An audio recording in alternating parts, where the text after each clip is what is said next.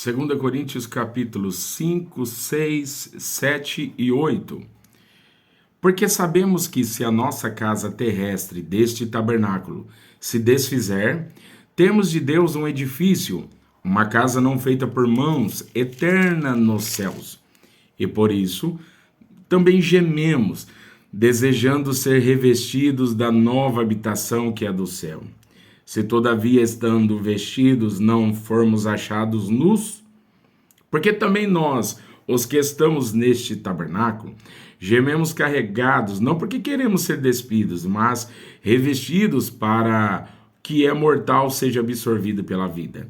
Ora, quem para isso mesmo nos preparou foi Deus, o qual nos deu também um penhor do Espírito, pelo que estamos sempre de bom ânimo, sabendo que enquanto estamos no corpo, vivemos ausentes do Senhor, porque andamos por fé e não por vista. Mas temos confiança e desejamos antes deixar este corpo para habitar com o Senhor. Pelo que muito desejamos também ser-lhe agradáveis, quer presentes, quer ausentes, porque todos devemos comparecer ante o tribunal de Cristo para que cada um receba segundo o que tiver feito por meio do corpo, ou bem ou mal. Assim que, sabendo o temor que se deve ao Senhor, persuadimos os homens à fé, mas somos manifestos a Deus, e espero que na vossa consciência sejamos também manifestos, porque não nos recomendamos outra vez a vós, mas damos-vos ocasião de vos gloriardes de nós, para que tenhais que responder aos que se gloriam na aparência e não no coração. Porque se enlouquecemos é para Deus, e se conservamos o juízo é para vós. Porque o amor de Cristo nos constrange, julgando-nós assim, que se um morreu por todos, logo todos morreram. E ele morreu por todos, para que os que vivem não vivam mais para si, mas para aquele que por eles morreu e ressuscitou. Assim que daqui por diante a ninguém conhecemos segundo a carne, e ainda que também tenhamos conhecido Cristo segundo a carne, contudo agora já o não conhecemos deste modo. Assim que se alguém está em Cristo, nova criatura é. E as coisas velhas já passaram, eis que tudo se fez novo. E tudo isso provém de Deus que nos reconciliou consigo mesmo, por Jesus Cristo, e nos deu o ministério da reconciliação. Isto é, Deus estava em Cristo reconciliando consigo o mundo, não lhes imputando os seus pecados, e pôs em nós a palavra da reconciliação, de sorte que somos embaixadores da parte de Cristo, como se Deus por nós rogasse. Rogamo-vos, pois, da parte de Cristo, que vos reconcilieis com Deus. Aquele que não conheceu o pecado, o fez pecado por nós, para que nele fôssemos feitos justiça de Deus.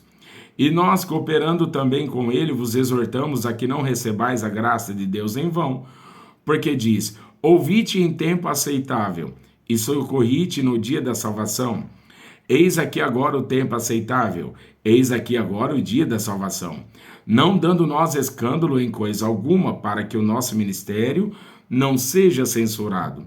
Antes, como ministros de Deus, tornando-nos recomendáveis em tudo, na muita paciência, nas aflições, nas necessidades, nas angústias, nos açoites, nas prisões, nos tumultos, nos trabalhos, nas vigílias, nos jejuns, na pureza, na ciência, na longanimidade, na benignidade, no Espírito Santo, no amor não fingido, na palavra da verdade, no poder de Deus, pelas armas da justiça, à direita e à esquerda, por honra e por desonra, por infame e por boa fama, como enganadores e sendo verdadeiros, como desconhecidos, mas sendo bem conhecidos, como morrendo, e eis que vivemos, como castigados e não mortos, como contristados, mas sempre alegres, como pobres, mas enriquecendo a muitos, como nada tendo e possuindo muito.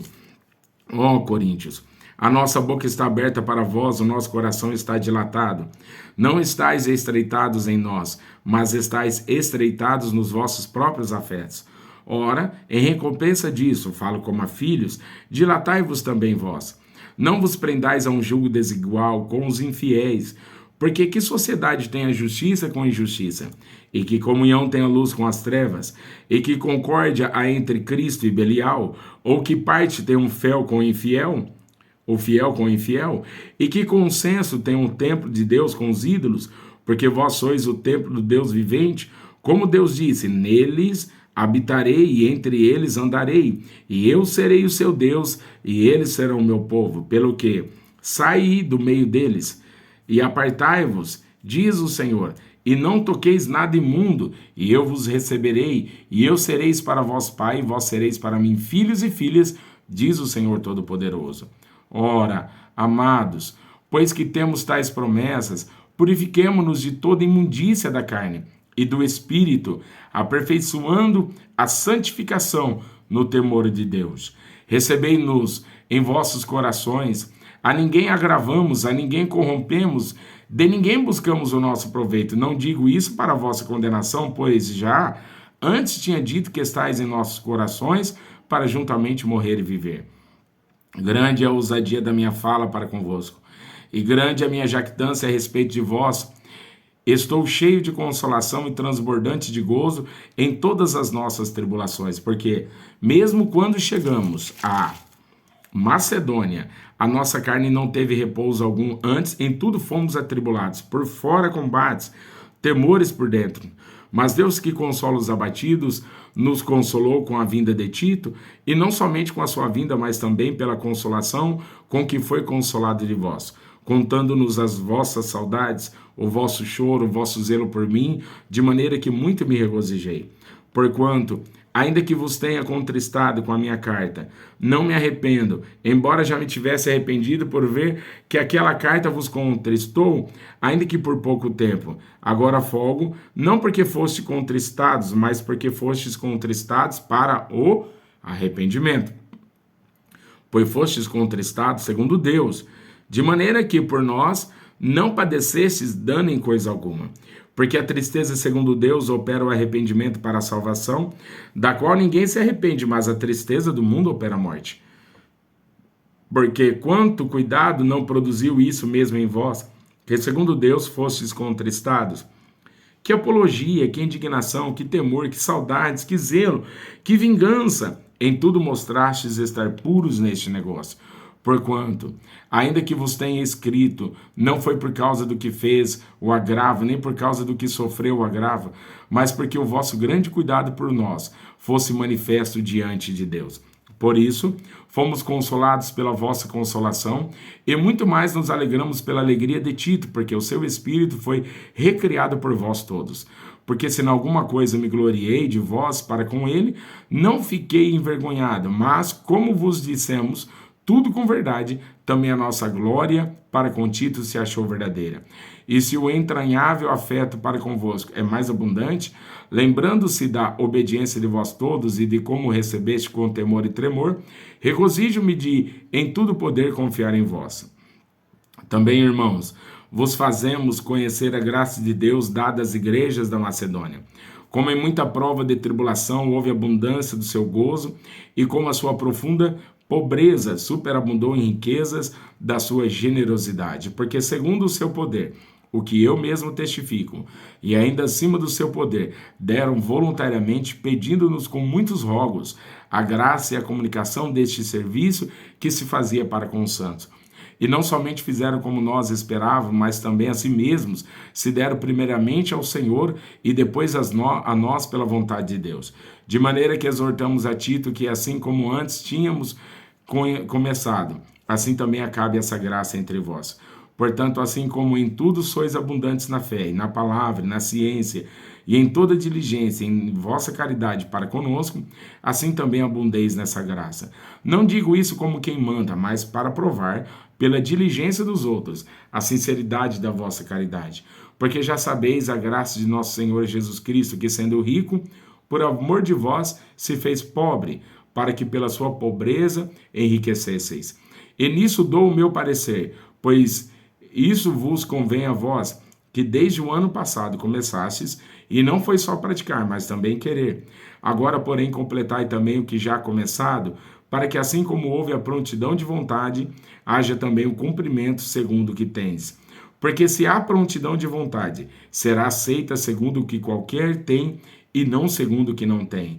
Mas não digo isso para que os outros tenham alívio e vós opressão, mas para a igualdade neste tempo presente, a vossa abundância supra a falta dos outros, para que também a sua abundância supra a vossa falta e haja igualdade. Como está escrito, o que muito colheu não teve de mais, e o que pouco não teve de menos. Mas graças a Deus que pôs a mesma solicitude por vós no coração de Tito, pois ele aceitou a exortação e muito diligentemente partiu voluntariamente para vós, e com ele enviamos aquele irmão cujo louvor no Evangelho está espalhado em todas as igrejas, e não só isso, mas foi também escolhido pelas igrejas para companheiro da nossa viagem, nessa graça que por nós é ministrada para a glória do mesmo Senhor e prontidão do vosso ânimo. Evitando isto, que alguém nos vitupere por essa abundância que por nós é ministrada, pois zelamos o que é honesto, não só diante do Senhor, mas também diante dos homens. Com eles enviamos também outro nosso irmão, o qual muitas vezes e em muitas coisas já experimentamos ser diligente, e agora muito mais diligente ainda pela muita confiança que em vós tem. Quanto a Tito, é meu companheiro e cooperador para convosco. Quanto a nossos irmãos, são embaixadores das igrejas e glória de Cristo, portanto, mostrai para com eles, perante a face das igrejas, a prova da vossa caridade e da vossa glória acerca de vós.